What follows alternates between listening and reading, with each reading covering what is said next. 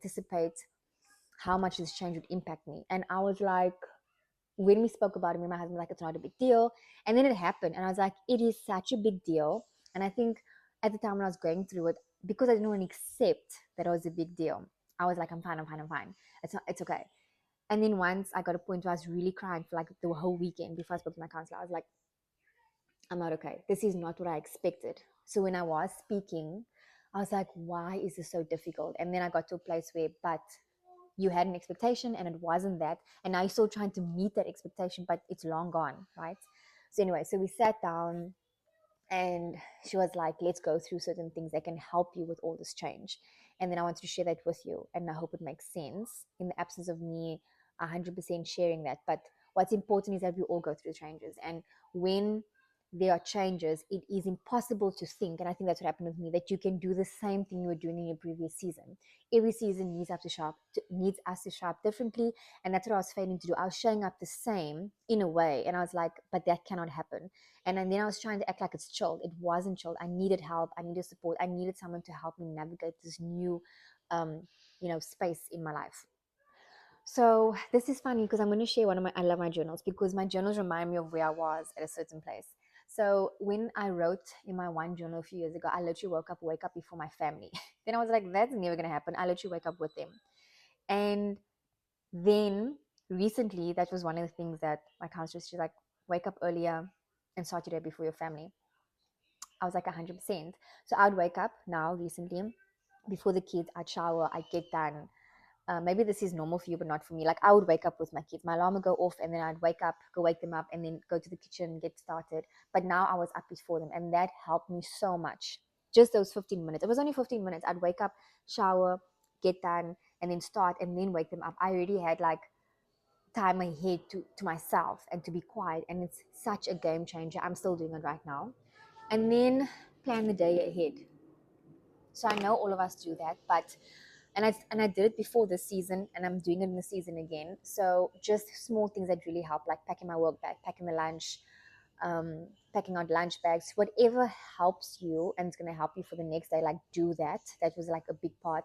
Ironing clothes, choosing your outfit for work. If you're going to have an office day, like try to like make things easier for yourself. And then with the kiddies, involve them. I always say this in all my episodes, involve the kids. Like let them do stuff with you and don't try and do stuff without them.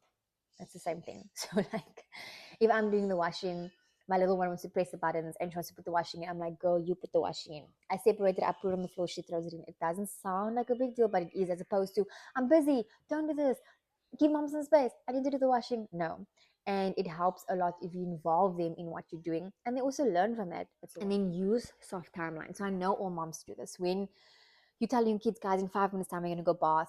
In 10 minutes time, you're going to do that. Like hold yourself to that. Like I even at a point, and I've been doing it for years, myself and my husband, is like literally alarms. I would set an alarm for myself where I sit down and I have a cup of tea and I set an alarm where I'm like, I'm just going to scroll now on IG for like 10 minutes. And then I literally do it, because if I sometimes sit down and I scroll and I blink, it's half an hour. I'm like, what have I done? I've done nothing for half an hour. Now I'm like, how did I get here? Because I got so lost in the moment because I actually sat down.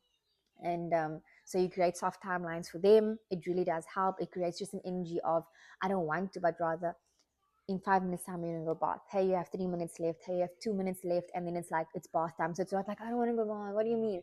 You counting them down and it's opening their brain up to the next activity for the evening, whatever the case may be. And choose peace on purpose. Peace. Choose peace on purpose. Okay. Then also choose peace on purpose. What I found was, in with this season, there were certain things that happened to us that we didn't have a choice.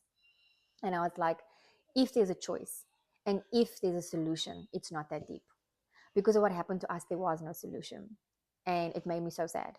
And then after that, I was like, bruh, if there's a solution, I'm not going to work myself up, especially for work things. I'll get so worked up for like an email or someone asking me something. I'm like, bro, did you even read the email? Now you waste like 10 minutes getting worked up. And I know it's nice to get worked up. I know it's nice to vent. And I know it's nice to like call and just quickly like lash out. It is good. It feels good. But it's a waste of energy. I'm not saying don't do it. Like I do it. But choose what you want to spend your time on. And the same with any conflicts or anything that's happening. If you go to the store and you're running an errand, you can't find a parking, it doesn't matter. Go park far and take a walk. It's good for your steps.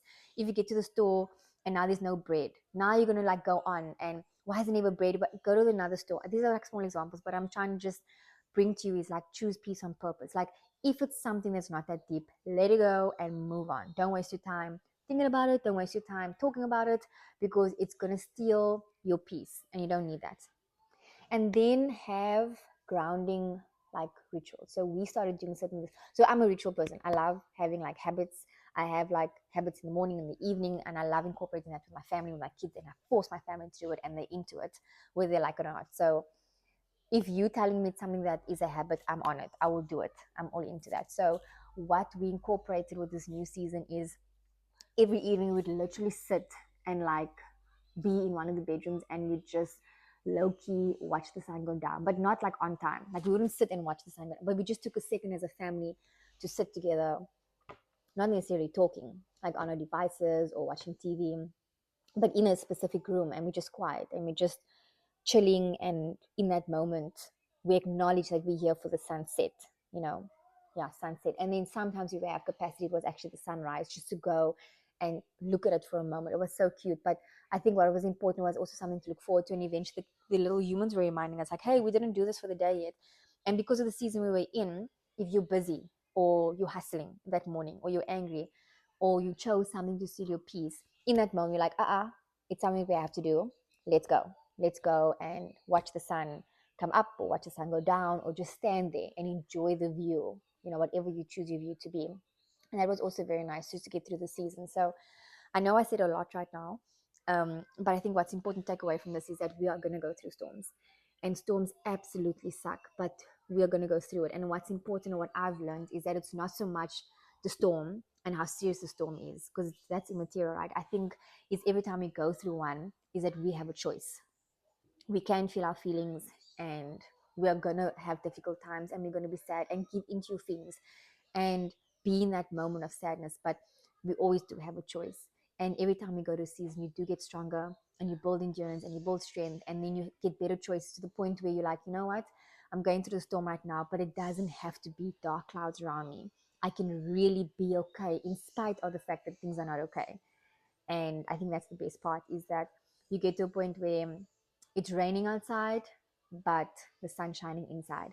So like, yo, that's so dorky, but I think you know what I'm trying to say. But yeah, I hope that as you are navigating, if you're going through a storm, that you know that you're obviously going to get out 100%. I know you know that, but find ways that you anchor yourself, ask for help, definitely pull yourself towards yourself. And what's important is feel your feelings. Like whatever you're going through, acknowledge it and go through it. Don't ignore it, and don't act like it's not there, obviously. And yeah, hopefully this all made sense to you. Because again, I'm speaking from something that happened like a minute ago. But yeah, thank you for joining me, and I will see you on the next episode.